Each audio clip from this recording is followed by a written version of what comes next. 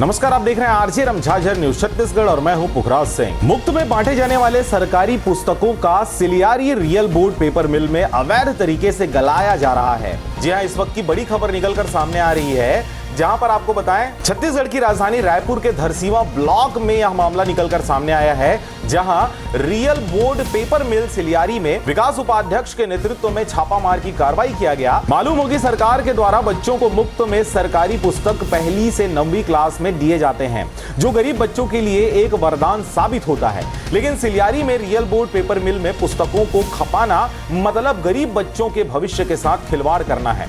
यह खेल कितने दिनों से हो रहा है, इसका खुलासा बहुत जल्द किया जाएगा।